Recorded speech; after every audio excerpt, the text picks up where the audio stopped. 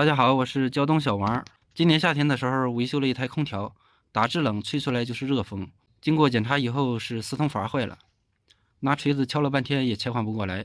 这个就是我当时坏下来的四通阀，今天给它找出来了，一会儿咱们就拆开看看它里边到底什么结构，哪个地方卡死了，造成只能制热不能制冷啊。而且这个东西大家都知道，焊接的时候一定要加水，要不里边可能有塑料部件就烧化了。一会儿就开看看里边的塑料部件到底什么样的。其实，在维修空调中，换这个四通阀的技术难度比修空调任何一个地方都要高，可以说换压缩机都比它要简单的多。这个东西是最麻烦的啊！上面有4根管道，而且焊接管道的时候必须要降温到位，要不新的四通阀就焊接报废了。现在咱们就开始拆解。这个东西准备怎么给它切呢？准备这么切一下，然后再这么切一下。这个地方有个放电磁阀的地方比较碍事儿，这几根细管啊，它是换向用的，这细管压力进去就把里边的阀芯顶过去了。一会儿先切开看看吧。切这个必须放台前上啊。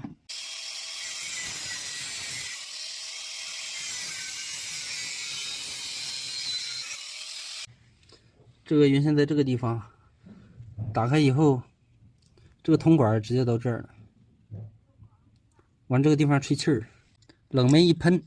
估计这个东西都进去了，上那头去了，进行换向。嘎开以后，大家可以看到啊，这个横截面是黄色的，说明了啥？这个四通阀这个阀体的外壳是黄铜的，并不是紫铜啊，它是喷了一层这个紫铜的颜色。你看这个地方啊，特别明显，这个地方是紫色的，这个地方就变成黄铜了。因为黄铜比较硬，密封性比较好，紫铜软的话，我估计里边的阀芯来回动，容易出现漏气，四通阀串气，所以它这个用黄铜。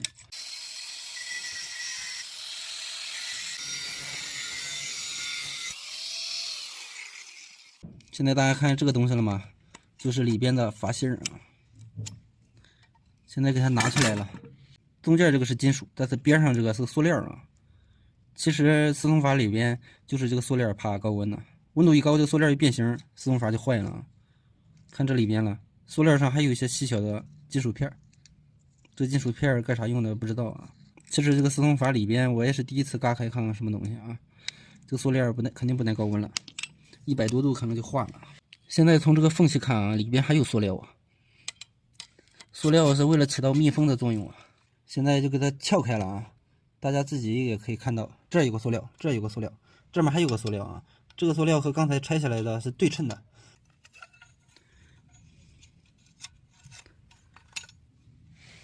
全部拿出来了。最主要的塑料就是这个是最主要的，它起到了密封的作用啊。它要坏了，四通阀就串气了，这个是最主要的。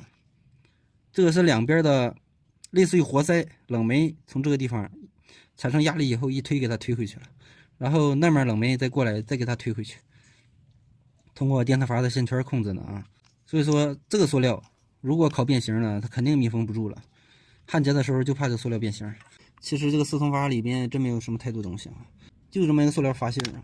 然后就是这个铜管接头了啊，这是一个滑轨啊，这个滑轨就是这个塑料在上面滑，这么左右滑动啊。它要是滑到这个位置，大家看啊，滑到这个位置，然后这个管和这个就导通了，这俩管就导通了啊。这俩管因为在这个作用下嘛，正好扣在这2个管上，然后滑过来以后，滑到左边，然后这个管和上面这个就导通了，然后这俩管就导通了。所以这个是个关键部件，它只要有问题了，四通阀肯定串气。再一个是时间长了，这个因为来回滑嘛，这个塑料可能会有所磨损，一旦磨损了，也会造成串气。再一个是如果有杂质，正好搁在这个缝隙中，它也会串气。所以制冷系统要必须干净才行。这下边这个座是个特别厚的大铜板啊，这大铜板特别厚，用的是黄铜，黄铜硬度高啊，耐磨损呢。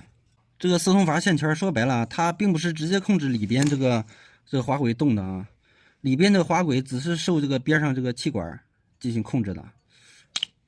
这个线圈它只是控制这个小细管，大家可以看到啊，这个是压缩机排气的高压管，旁边有一个旁通的细管，这个细管直接接到这个地方了，然后通过这个电磁阀线圈来控制啊。然后这个吸管进到这个电磁阀以后啊，底下有3根管，通过这个电磁阀控制，让它从这一根出，它就从这一根出；从旁边出就从旁边出。它肯定是打开以后从这面出，关闭以后从那面出。里边的这个阀芯左右这么滑动啊，就是这么个原理。这个就是个活塞，这个活塞两端用这个小螺丝固定了这个类似于阀片，这阀片就是个塑料的，来回滑动。底下带了这么个东西啊，这么来回窜，就是为了让它左右滑动。所以这3个塑料部件，任何一个塑料部件因为高温变形，都会造成这个四风阀损坏。所以说焊接这个四风阀的难度特别高，就必须给它降温。现在经过拆解，大家应该对这个四风阀有了深刻的了解。如果还有不明白的网友，可以在视频下方留言，咱们一起探讨。好了，本期的视频就和大家分享到这里，咱们下期再见。